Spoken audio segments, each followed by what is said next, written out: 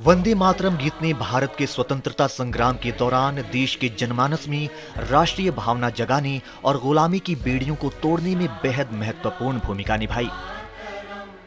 ये गीत आजादी की लड़ाई में करोड़ों भारतीयों के लिए प्रेरणा का स्रोत था।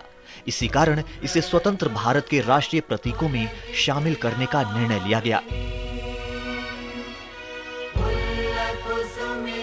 ये वंदे मातरम की लोकप्रियता और सार्वभौमिकता का नतीजा ही था कि जब आजाद भारत में खुद का संविधान बनाने के लिए संविधान सभा का गठन हुआ, तब वंदे मातरम को राष्ट्रगीत के रूप में अपनाने पर संविधान सभा के सभी सदस्य एकमत थे और संविधान सभा के सभी सदस्यों ने सर्वसम्मति से इस प्रस्ताव को स्वीकार किया।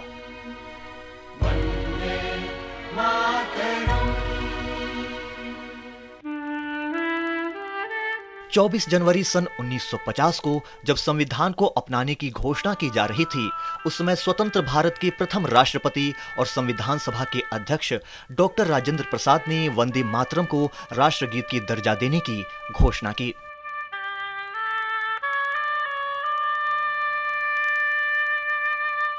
24 जनवरी सन 1950 को संविधान सभा में बोलते हुए डॉक्टर राजेंद्र प्रसाद ने कहा कि वंदे मातरम के गान का, जिसका भारतीय स्वतंत्रता के संग्राम में ऐतिहासिक महत्व रहा है, जनगण मन के समान ही सम्मान किया जाएगा और उसका पद उसके समान ही होगा और दोनों को समान दर्जा प्राप्त होगा।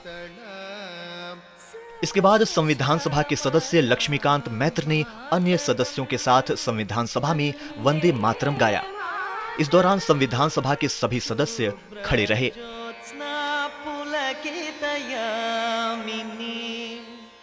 इस तरह वंदे मातरम को संविधान सभा ने न केवल एक गीत बल्कि भारतीय स्वतंत्रता संग्राम की आत्मा और राष्ट्रीय भावना के प्रतीक के रूप में सम्मानित किया। आजादी के बाद से ही वंदे मातरम को आधिकारिक समारोहों, सार्वजनिक आयोजनों और शैक्षणिक संस्थानों में विशेष सम्मान के साथ स्थान दिया जाता रहा है और ये गीत देशभक्ति, एकता और राष्ट्र सेवा के आदर्शों का प्रतीक बना हुआ है।